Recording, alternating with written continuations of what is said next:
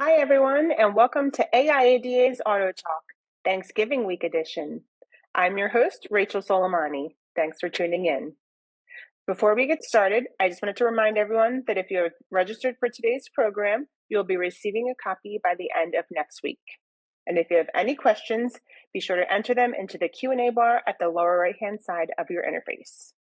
We have some very special guests today. We haven't had them back since the spring. I like to refer to them as our used car gurus. But joining us, we have Bob Grill, Senior Partner Development Manager at Carfax, Doug Haddon, Vice President, Field Initiatives at ACV, and past Vice President of AutoNation, Mike Rossman.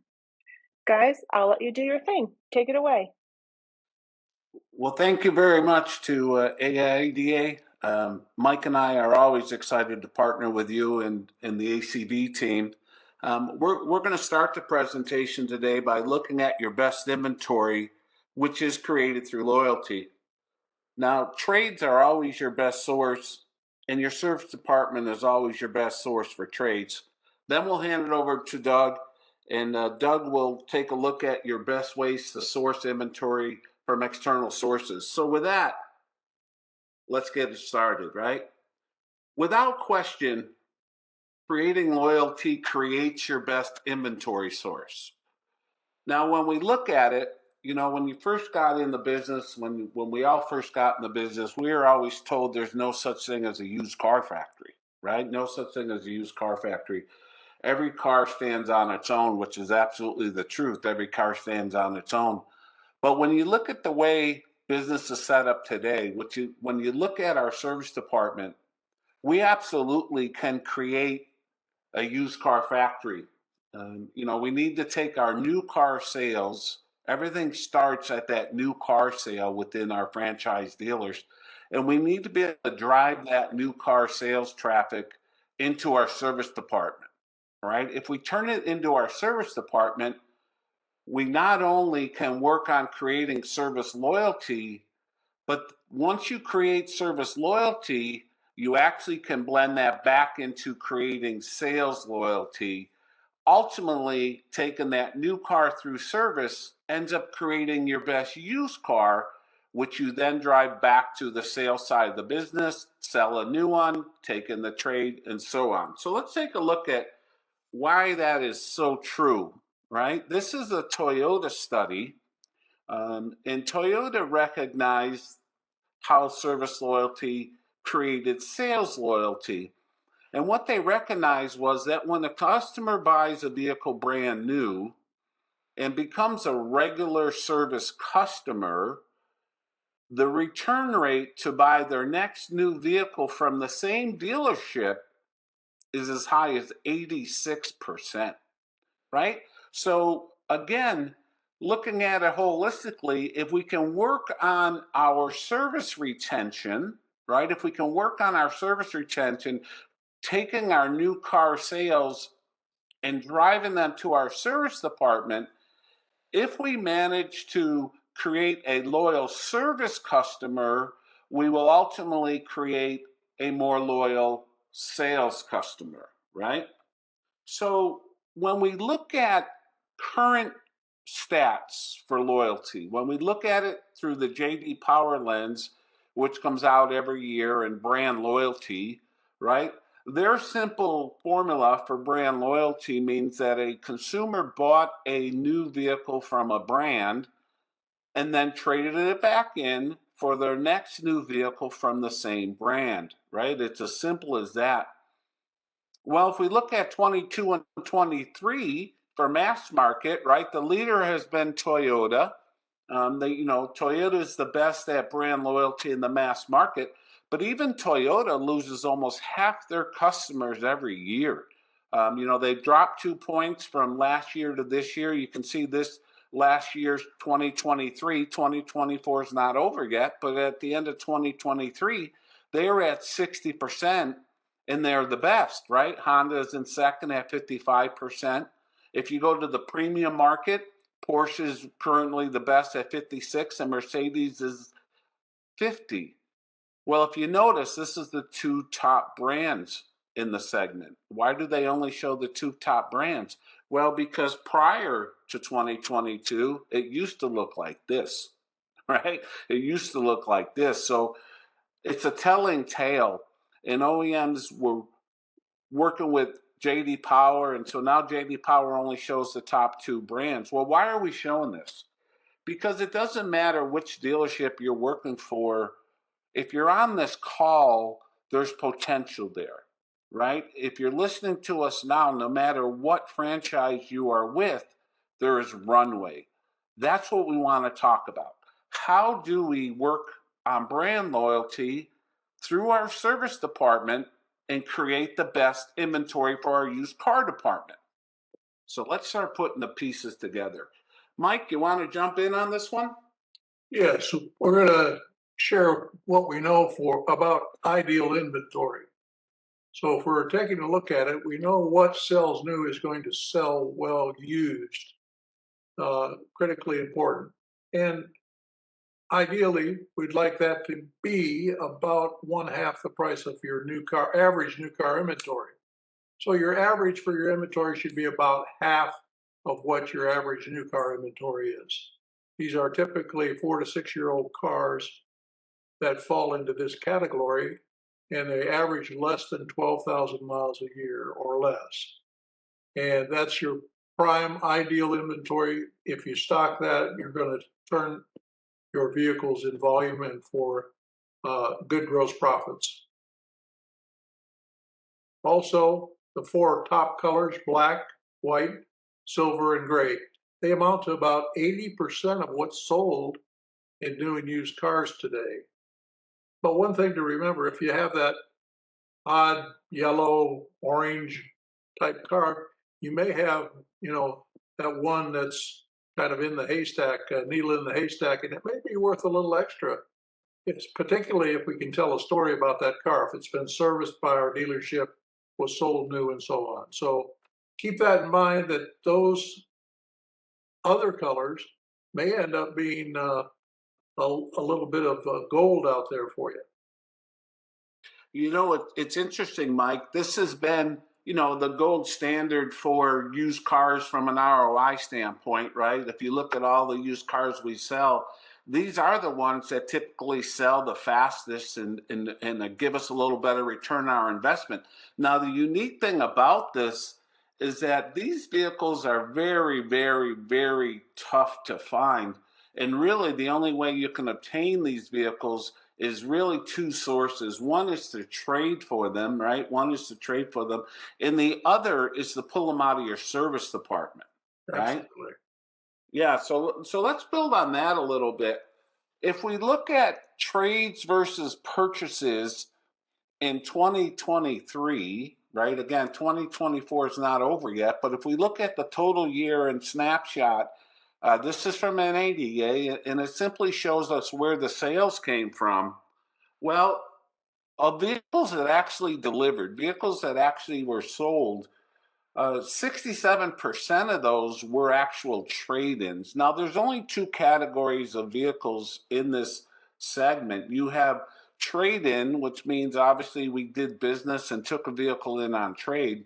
Everything else qualifies as purchase. So there's really only two categories, trades and purchases. And in 2023, 67% of what actually sold were those trade-ins. But if we look at what was in stock on any given day, it's literally polar opposite, right? So what was in stock on any given day were those purchases, okay? Were those purchases. Now, there's an interesting thing about trade-ins. Trade-ins sell 10 days faster for about $1,000 more profit. Now, again, the volume you need to have a robust used car department, it will be very difficult to keep as many as you want by simply trading for them. And we'll get into that a little bit later. Doug will take over that part of the conversation.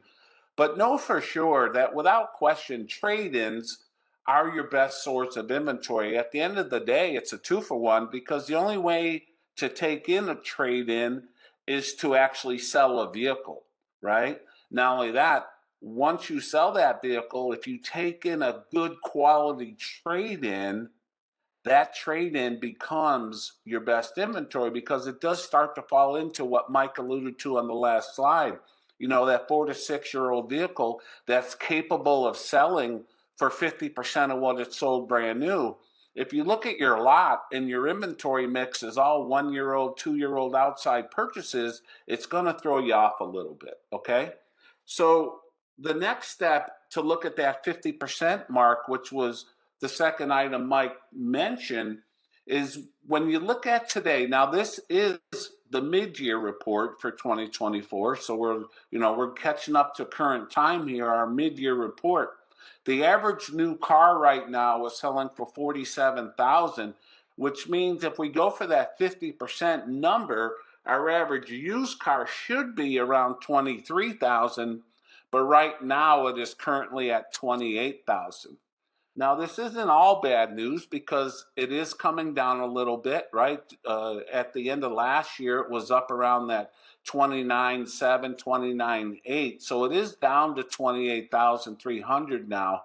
But again, how do you get there from here? How, for every $1,000 we're off the mark, so in this case, $5,000, it's about a 10% reduction in volume. So if you're looking at my sales as a volume standpoint of view, it's going to be retarded by having too expensive of used cars on the lot.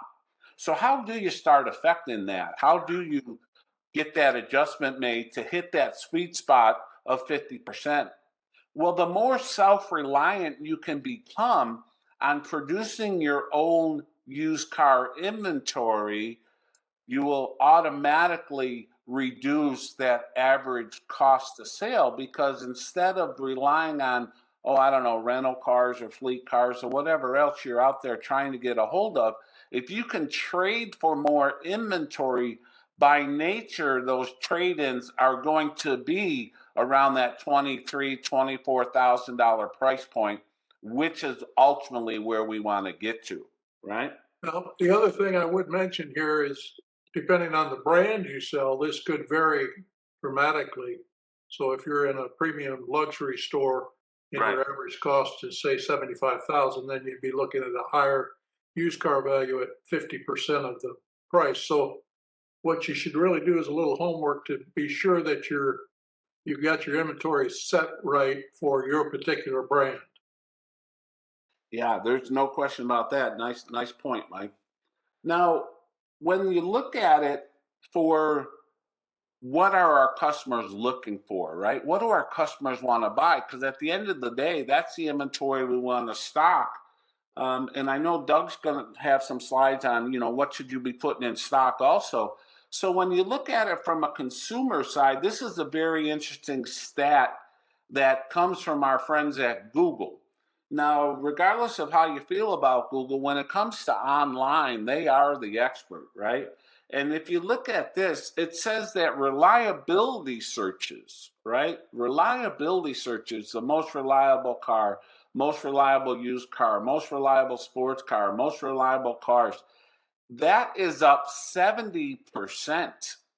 That's a 70, not 70% in the last 2 years. So if our consumers are looking for reliability, it becomes very interesting when you look at how we're marketing our vehicles and what is that story we're telling. Are we really telling them still about the power windows and the power locks and the tilt and the cruise and all that stuff? Or do we need to take a look at that? Mike, you want to jump in on this part? Well, we know that the best predictor of the future is the past, and we know for sure what sells new will sell well used. So the main thing here too, and speaking to what Bob just talked about, that 70% of the customers looking for reliability, that goes right back to telling a service story that will add value for your consumer. So it's extremely important for your sales department to know where that car comes from. And if it's been serviced by your store, that's added value for the customer that makes them more peace of mind when they're making a purchase from your store. So we need to start thinking about how we relay that information to the sales staff so they're aware of what's going on. It makes it easier for them to sell a car because it talks to what the customer is most interested in. Looking at that, Mike, it is pretty interesting. If we look at the way we market our vehicles online and the stories we're actually telling online may not line up with what the consumer is looking for. The traditional sales method, as we've all known for a number of years now, it's been that four square, right? I mean, that four square has been around since the 50s and 60s, maybe before that. But when COVID came around, dealers had to put online everything they could to try and create that sale online, to try and give the consumer all the answers they were asking for, because during COVID it may have been illegal for them to get to your dealership. At best they were scared to go outside in some cases, and even if they did, they had to stay 6 feet away and not shake your hand and wear a mask. So all that's not conducive to a people business like selling cars. So dealers put everything online. Now think about this for a second. With the V-Auto and the different marketing concepts throughout the industry, very, very close to the best price is put online these days. Rare is that time when it's not going to be aggressive and on point. Trade allowance a consumer can get from 10 different sources today. Their down payment and their payment, they can pull their credit online on your website now, and using a sliding scale, know how much down payment equals a payment. So the conversation at the dealership had to change, because all of this information was made available online along with the car itself. So what is it that consumers are asking for now? What is that fifth square? Well, it's exactly what Mike just alluded to. When you look at Google and you look at what customers are searching for, and they're looking for reliability, and they're looking for, the car that's not going to continue to cost them money, it is amazing what they're looking at. Mike, you want to talk to this a little deeper? Well, yeah, I mean, the thing is, the customer is going to want to know these things. Where did we get the car? Where did it come from? Do we know a story? Do we have a story to tell? Who owned it? Was it owned by one of our previous customers who traded or sold it to us in the service drive? How was it taken care of? Did we service the car regularly at our store? Or do we have service records that show that it was taken care of? Now, we can handle all of these things on a trade walk if we're trying to give some education to our salespeople, and I would recommend that highly, that we would do that. But the other question is, what did we do to prep it? How did we get it ready? Are we getting a copy of the service repair order and putting it in a file where we can have access to it to share with the customer? The main things they're interested in today are things like brakes. How much of the brakes are left? Is it 80%? Is it 60%? Is it 40%? Did we install new brakes on the vehicle as part of our prep? And that's why we should share that with the service repair order. What are the tires at? Are they at 80%, 100%? Did we put new tires on it? What kind of warranty do we have on that car? Does it still have some factory warranty involved? Or is it covered by a warranty that's given to them by the store? Or do we sell them an extended service policy that helps with that warranty question? These are all things, if we share with the customer, it improves our chances of selling the car and selling the car for more profit and selling and turning it quickly. But without that information, you're not giving the customer the thing that they don't know. They know all the other pieces. They know what the price is. They know what their trade-in's worth. They know approximately what their payments are going to look like based on their credit. So they kind of know those things as they show up. So we need to change our sales process from what it's been to something different today to get the best out of our used car inventory from both a volume turn and a profitability standpoint. but those are things that you're going to have to work on, definitely with your sales staff to bring these things to light. Yeah, very, very good points and something to take note of. You know, ultimately, public perception is everything, right? How the public perceives something really may be on point, may be factual, may not be, but that perception is what it's all about. And in a consumer's mind, a homegrown piece of inventory is the ultimate in terms of reliability, right? A vehicle that's been taken care of the best, a well maintained vehicle is less likely to break down than one that has not been taken care of. It's really that simple. So, what is homegrown inventory and why should you care? You already have these vehicles. You may not call them homegrown inventory. You may refer to them as something else, but you'll certainly know what we're talking about. And this is a vehicle that started out in your new car inventory that you sold, right? All the regular service and maintenance was done at your dealership, the selling dealership, right? The majority of the service and maintenance was done at your dealership. Then that vehicle gets traded in or lease return. Now, why is lease return broken out? Because at the end of the day, again, talking about public perception, a personally owned leased vehicle has a perception of being immaculate condition because everyone knows of a story where someone put as many miles as they wanted on a leased car or didn't take necessarily good care of it, and they're heavily penalized. So in the consumer's mind, a personally owned lease return vehicle is in very good shape. You then do all the reconditioning at your dealership, and now it's for sale as a piece of used car inventory at your dealership. That is homegrown inventory. That is the premier car consumers are looking at today from a loyalty and from a reliability, right? They look at, was this customer loyal to your dealership? Because now your certified mechanics have been looking after this car. So again, these are the premier cars, but you have to tell the story. You have to make sure that your salespeople or your BDC can walk your prospective buyer through this story. Okay? So, as some takeaways here, let's give you a couple of bullets and then we'll turn it over to Doug. Right? When we look at our sales to service, right, that loyalty conversion percentage, taking our sales and being able to convert them to our service customer, what is your true percentage? You need to take a hard look at this, right?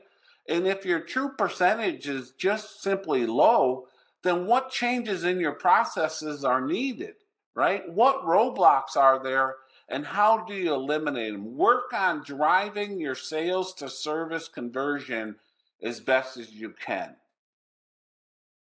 Now, one of the things I would mention there is if you're not doing a sales to service walk on delivery, that's one of the first things that you probably need to do. Even if your customer, you know your customer has come back there for service, it's still good to walk them out there, walk them through service, introduce them or reintroduce them to their service advisor if they have one particular one, and let them thank them for the business as well. That makes them part of the dealership family.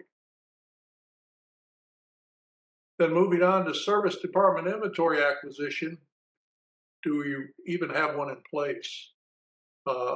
Do we have a whiteboard in the service department or the service lounge or both? Do we have it with the units that we're actually looking for? You know, how effective is it? Is your used car manager, is he getting a list of appointments every single day to zero in on the particular units he would like to have or buy? Is service even mentioning that we buy cars? And particularly, you know, there's a situation where they get some resistance on what needs to be done to a particular car with a fairly large service ticket.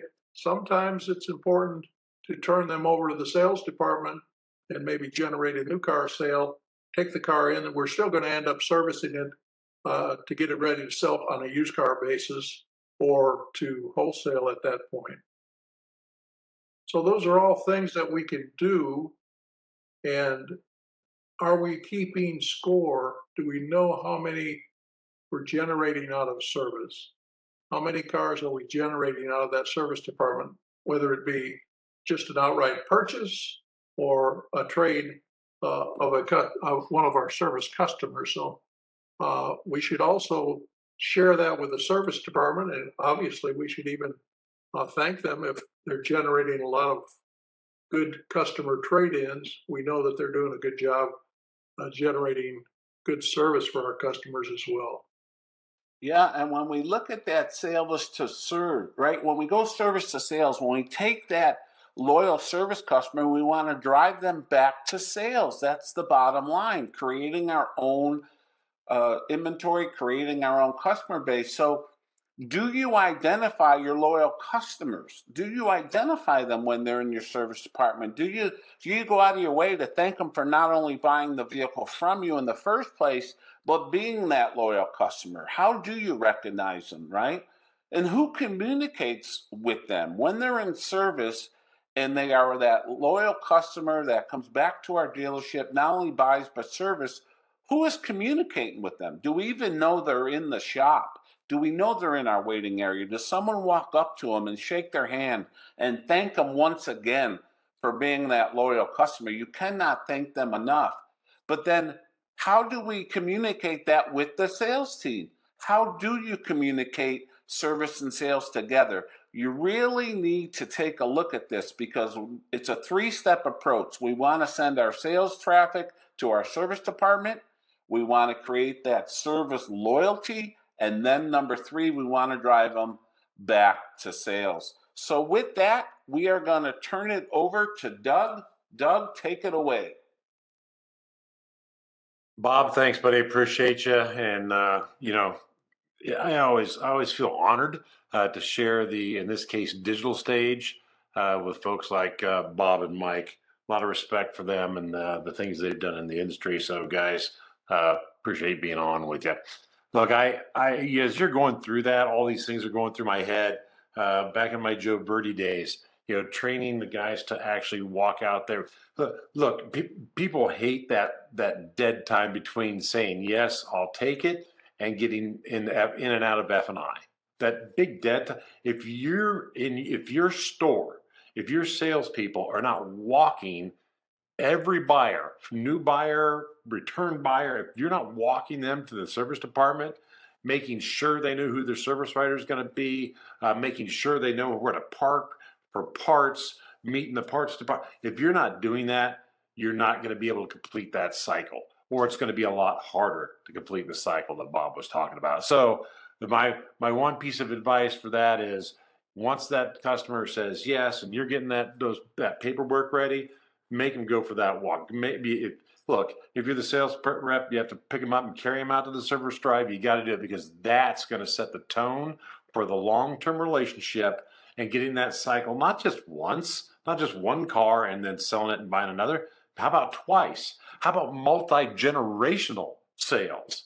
All based on the fact that when they bought their first car, that you had your sales reps take the time to introduce them to and get comfortable with continuing to visit your dealership through your parts and service department until it's time to trade that car in. So yeah, that's good stuff, guys. I get all excited when I hear that kind of stuff.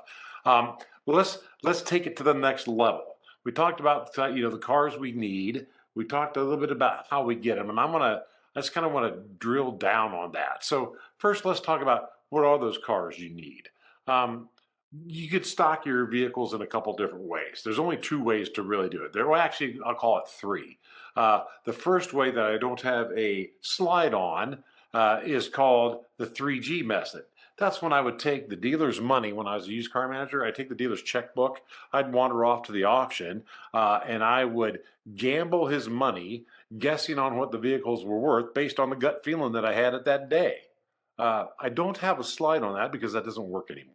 Now, look, it used to, and frankly, I know Mike, Bob, I know I was successful using the 3G method, but in this day and age, that is inefficient.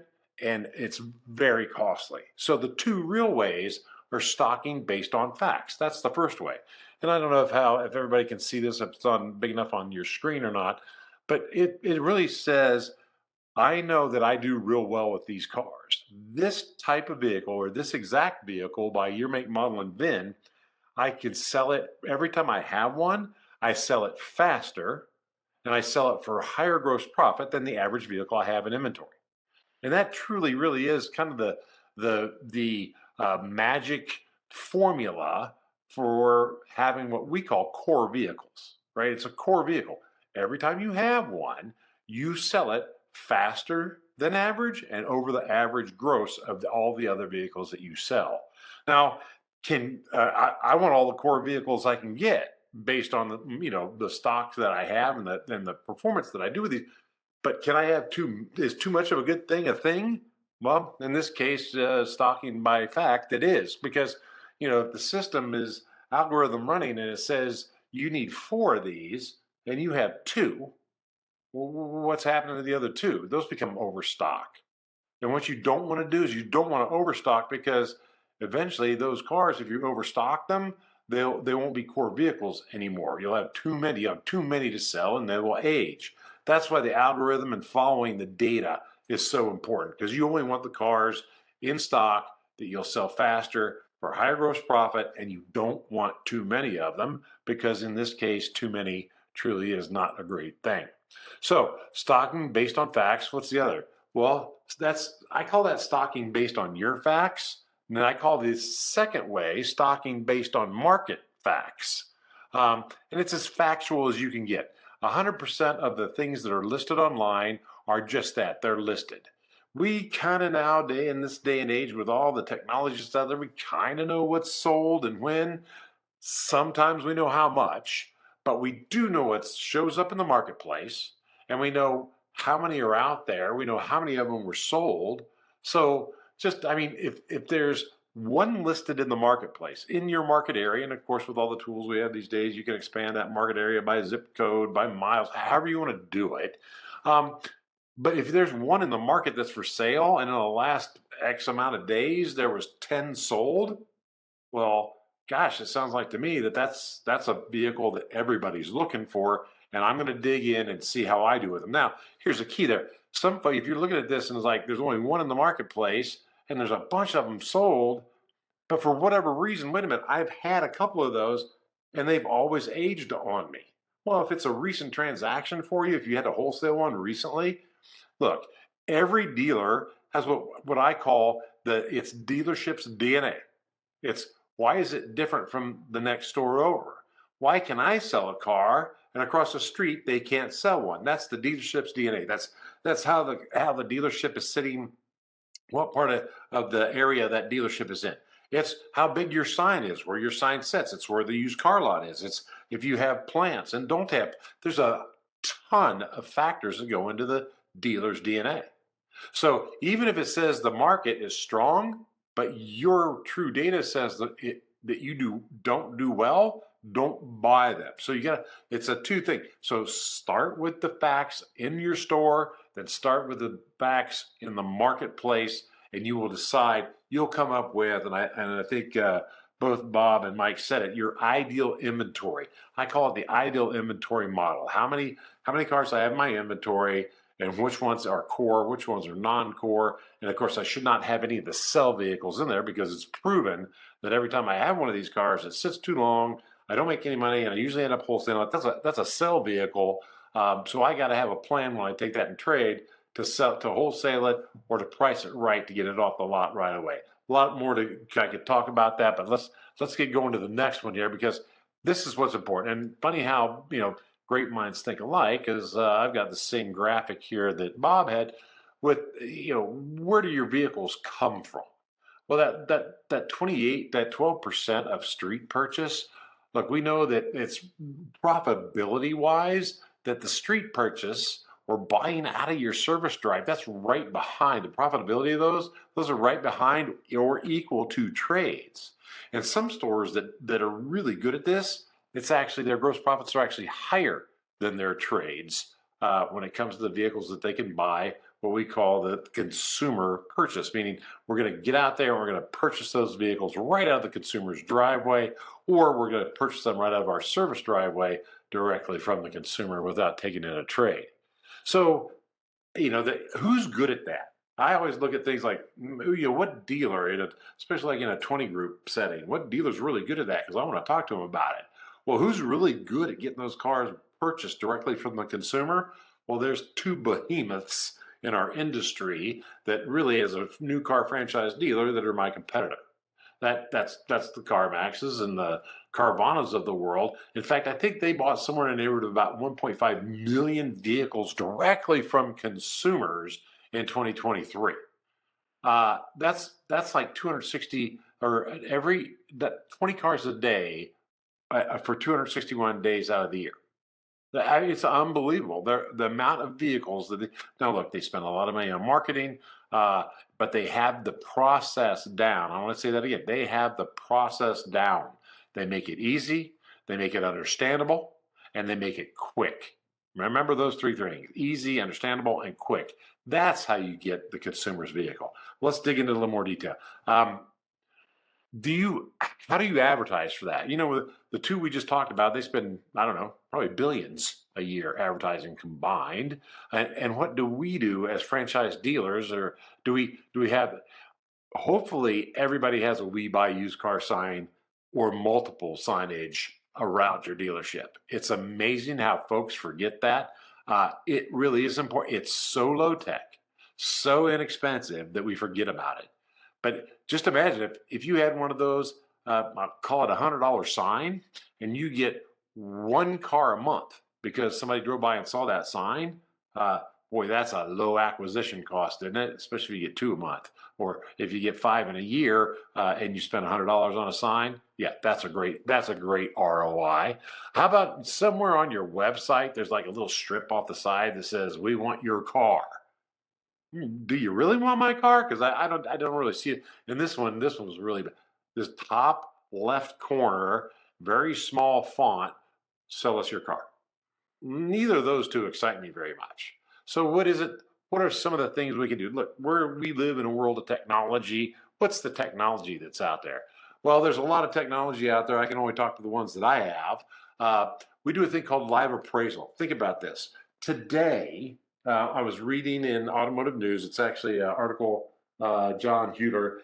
He quotes some data from, I think it's from Edmunds. Q3 of 2024, that's pretty darn recent. Q3 of 2024, negative equity. The average negative equity is $6,458. $6,458. Now look, we all made a lot of money when things went crazy, and we had basically windfall profitability for quite a few years post-COVID. So what is it we're going to do when those folks come in and they're on average $6,500 upside down? I mean, if that's average, what's above average? That's not good. So no matter what we tell a customer that their vehicle is worth, it's always tough for them to say, "You know what? You're the expert. You're the professional. I believe everything you say." Yeah, it's been many years that we've kind of taken advantage of that and not done it correct. So how do we get the consumer to believe us? Well, there's these new things out there. It's called the internet, and everybody goes to it, and everybody knows way more about their trade than they used to. Well, here's the one thing that I do know, that if you can do a live appraisal setup. Now, we do these for our customers on a regular basis. Basically, it's the vehicle's inspected, and then it's launched up for wholesale auction online right in front of the customer. Now, in this particular case, if you can see the screen here, there's if I have 97 folks looking at this vehicle at auction and 87 bids, would that be considered all the money? I think so. If you get that many people looking at it, and if the consumer can see that, what are they thinking? Well, it's not you telling them. It's 97 other dealers telling them what the vehicle is worth. So there's other companies out there that do things similar. We call ours live appraisal, but it's actually having somebody there, literally having an auction on the consumer's vehicle during the trade process. It's the most incredible thing to watch. And look, they don't always believe us, but they will believe what they see on an app or a machine, which eventually we're going to get there to where they'll start to believe us. But that's the first thing, live appraisal. The other dealers, all the bidders will help convince that consumer that that truly is what their vehicle is worth. What else can we do? Well, let's talk about, we have a thing called Clear Car. There's a lot of this type of stuff out there. This is a technology that basically says, here, I want to buy your car. We want to buy your car. Here's the process on how we do that online. Some of these are individual. There's 5, 6, 7, 10 companies I can think of right offhand where they put some kind of a widget on your website. There's a lot of different ways to do it. But I kind of want to talk a little bit, I'll back up and kind of show you how we do it. We look at 4 different ways to acquire that consumer's vehicle, whether it's a prior customer or not. So obviously on your website, other than those 2 little things that said with tiny little things that's kind of squeaked out quietly, we want to buy your car. You want to build something that says, hey, we really want to buy your car. Not, folks come to different websites. They come to your website because you're local. They drove by, they saw your sign. They want to sell their car. They said, oh, I drove by that place. I'm going to click on it. You have to have somewhere on your website that says, I really want to buy your car. And then it has to be a great process. Second is that digital retail that we really got into during COVID. I'm not sure 100% of all the stuff that I read is true. I think the last time I looked, NADA said that actually 70% of folks still want to come to the franchise dealership to finish up their deal, if not to actually complete it and actually test drive and do all the things you can do at the franchise. So I don't think 90% of everybody wants to buy a car online and not come to the dealership. I think we're getting I think that sentiment is changing. So I do want to do a lot of it though prior to getting there. I want to get most of the financial stuff out of the way. So digital retail, meaning I have a car that I want to trade in on your new car or your used car. How do I handle that digitally? That's the second way. And then this one, I want to make sure everybody, QR codes. I'm sure probably most of us on this call scanned a QR code already today. If you haven't, then you haven't been out much. But everything's got a QR code. If you don't have a QR code that says, I want to buy your car everywhere, like every time you shake somebody's hand, it should leave a QR code printed on their palm that you want to buy their car with that QR code. On every just stickers everywhere. I don't think we should go too far and put it on every single lamppost in town, but maybe until we get in trouble. But you got to have that QR code on every car on the lot. You got to have it as, we'll talk about that at the end. There's a lot of different places you can put that. And then of course, marketing, meaning how do I market to the consumer like those big behemoths do? If I don't, can I use my own website? Should I have a separate website? A lot of folks do, and we can help set up that stuff. And that seems to be, can I be the behemoth in my area? Meaning, instead of thinking those other 2 behemoths when somebody wants to sell their car, how do I get them to think about me and my dealership if they want to sell their car? Well, quickly, you can set these up. Again, all different companies do it. It's all about the process and that you put in place and the process that the software walks you through. It's got to be quick and easy. You can have, I spoke at NIADA, the independent guys. I even helped those guys set up their own websites. So it looks like they do compete with. There's some of these guys that are doing a great job competing with those behemoths that they have across the street, because you could be anybody you want online. So if whatever it is, whether it's a trade, whether it's your marketing, get them to this spot that says, hey, I want to buy it and I'll get you a price in minutes. Now here's the problem. Most of the time we say we'll get you a price in minutes and it takes hours. So you got to make sure whatever it is you're on your website, it has to work. So we're going to do it in minutes. What's that look like? Well, it's a quick 5-step process. You walk through these 5. So you tell them up front, it's going to be 5 process. It's going to be 5 things are going to happen. And as they walk through each thing, it's got to be easy. It's got to be clear cut. And you can't really tell them anything or give them a lot of leeway on choices. Their choice has to be yes or no.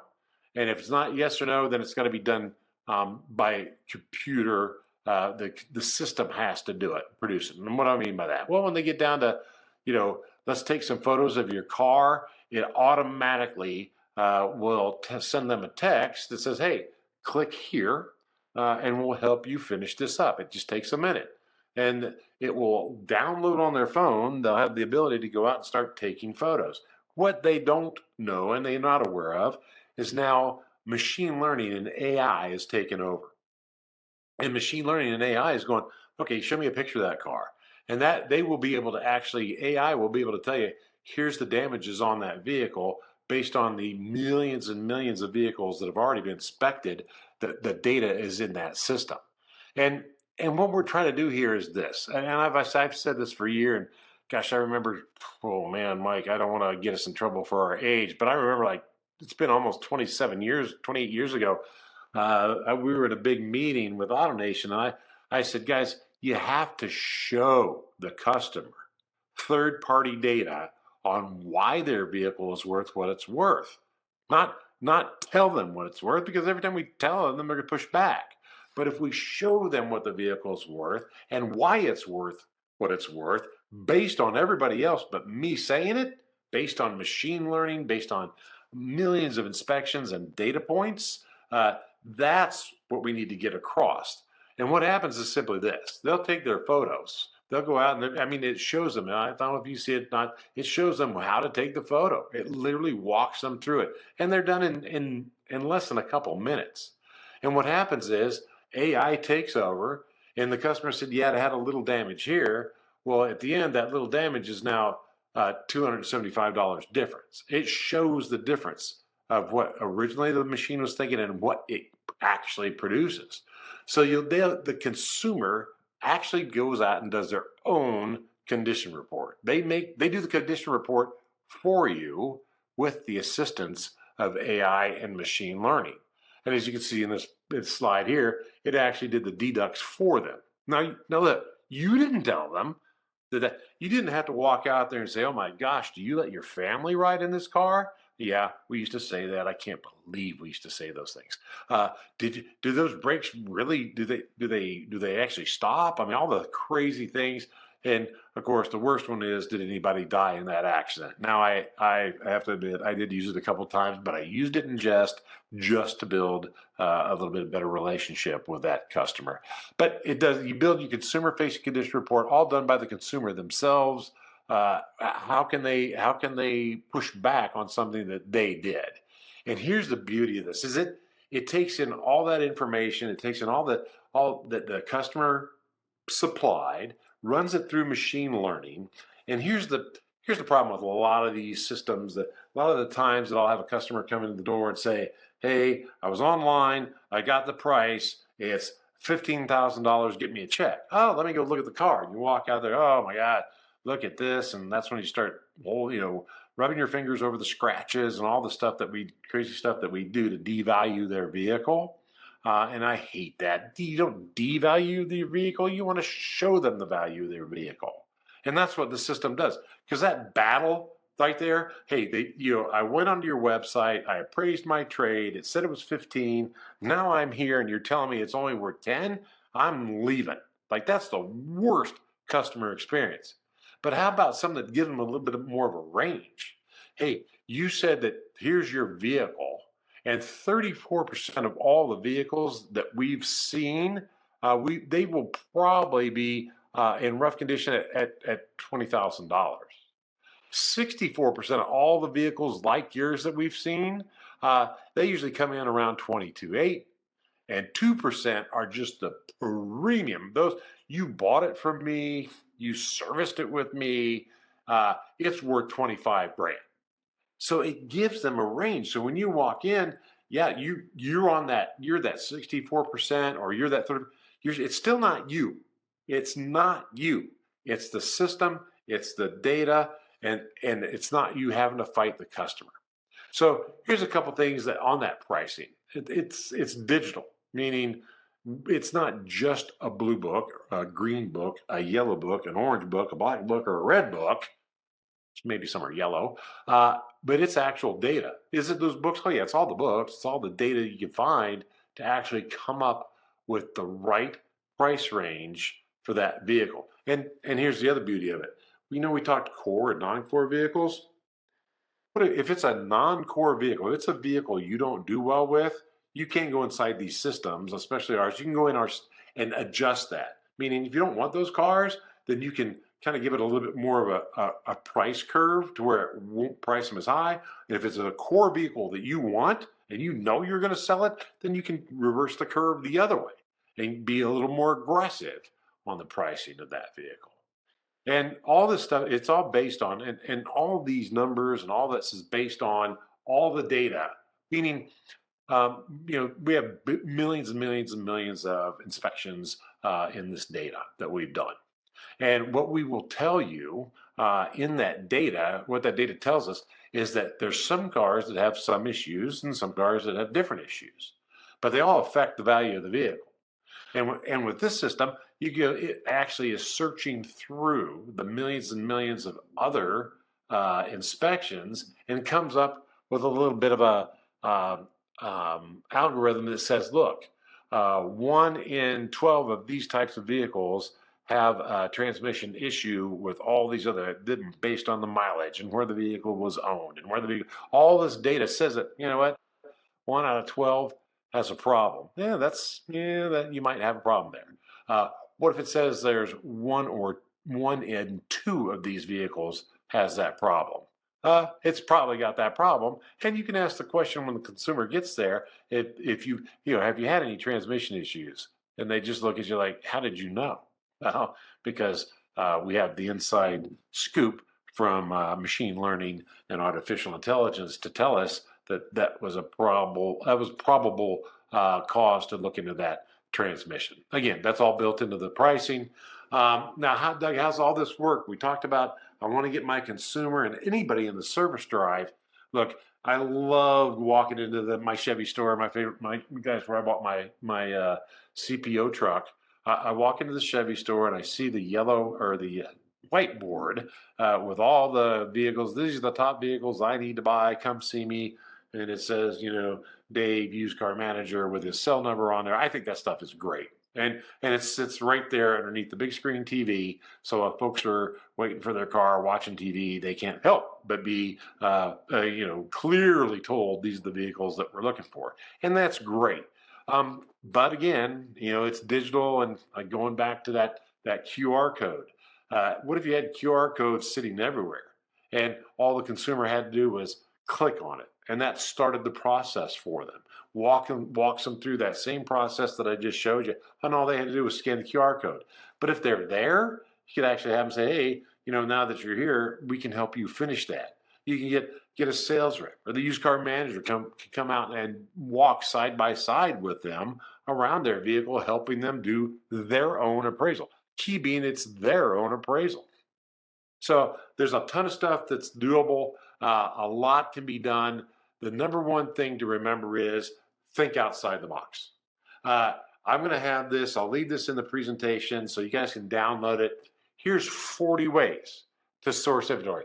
And what's so funny about this is we put this out into the company to all the teammates and said, hey, help us think of different ways that a dealer could source inventory. And this is what they came up with. This is folks that sit in offices all day. This is folks that are out in the field. This is all the folks at ACV. They came up with a QR code on preview movie screen before the movie starts. Come on.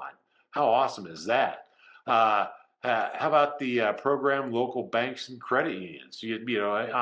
I'm getting a loan for my car, my new car. What do you think my trade's worth? Credit union? Oh, I don't know. Here's a QR code. Try this.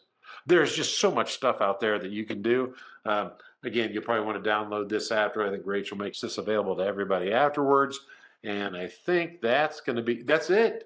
I'm done talking. I'm tired and I'm worn out too on top of all that. Bob, Doug, Mike, we are so thankful for you guys and your insights this year. And of course, we'll have you back on next year, as we always do. You guys really are the best.